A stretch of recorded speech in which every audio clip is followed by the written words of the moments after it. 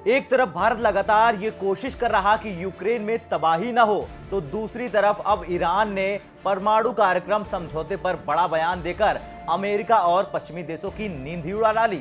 यानी एक तरफ संग्राम रुका नहीं और दूसरी तरफ नए जंग का अंदेशा सामने आने लगा। लेकिन ईरान ने ऐसा क्या कुछ कहा कि फ्रांस से लेकर अमेरिका की उड़ गई है नींद, और क्या है यूक्रेन रूस विवाद पर ईरान का बड़ा बयान, ये हम आपको बताएंगे इस वीडियो में। नमस्कार, जय हिंद, भारत तक देख रहे हैं आप, मैं हूं आयुष। दरअसल ईरान का मानना है कि उसके परमाणु कार्यक्रम पर समझौता जल्दी हो सकता है। ईरान के विदेश मंत्रालय ने कहा कि अगर वियना में हुई बातचीत में तेहरान द्वारा रखी गई शर्तों को अमेरिका स्वीकार करता है तो परमाणु समझौता जल्द संभव है। ईरान ने यह भी कहा कि इस वार्ता में रूस का योगदान अब तक रचनात्मक रहा है। इस वार्ता का उद्देश्य ईरान और पश्चिमी शक्तियों के बीच 2015 के समझौतों को पुनर्जीवित करना है। इस समझौते का मकसद ईरान को परमाणु बम बनाने से रोकना था। समझौते पर हस्ताक्षर करने वाले देशों में संयुक्त राष्ट्र सुरक्षा परिषद के 5 परमानेंट सदस्य अमेरिका, ब्रिटेन, फ्रांस, रूस, चीन के अलावा जर्मनी भी था। लेकिन 2017 में अमेरिका इस समझौते से अलग हो गया और ईरान पर नए प्रतिबंध लगा दिए।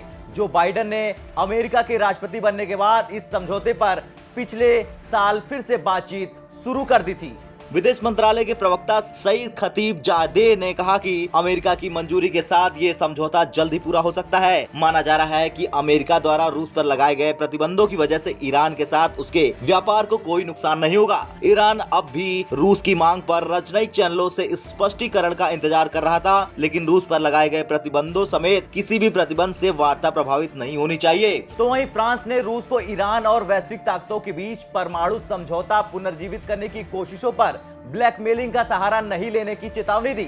ये चेतावनी उस वक्त जारी की गई जब रूस ने गारंटी मांगी कि अमेरिका द्वारा यूक्रेन को लेकर लगाए गए प्रतिबंध उसके तेहरान से कारोबार को प्रभावित बिल्कुल नहीं करेंगे। ईरान के विदेश मंत्रालय ने इस पर कहा कि हम राजनयिक चैनलों के माध्यम से रूसी मांग के स्पष्टीकरण की प्रतीक्षा कर रहे हैं। ये वार्ता मास्को पर लगाए गए प्रतिबंधों से प्रभावित नहीं होनी चाहिए। विदेश मंत्री सर्गेई लावरोव ने कहा था कि रूस एक लिखित अमेरिकी गारंटी चाहता था कि उसके यूक्रेन पर हमले के बाद से लगाए गए पश्चिमी प्रतिबंधों से ईरान के साथ मास्को का व्यापार, निवेश और सैन्य तकनीकी सहयोग बाधित बिल्कुल न हो। इस पर फ्रांस के राष्ट्रपति कार्यालय के एक अधिकारी ने कहा है कि राजनयिक हर मुद्दे को उसके गुण दोष के आधार पर देखते हैं, न कि उसे उलझाते हैं। ये वास्तव में सिर्फ ब्लैकमेलिंग है और कूटनीति कतई नहीं।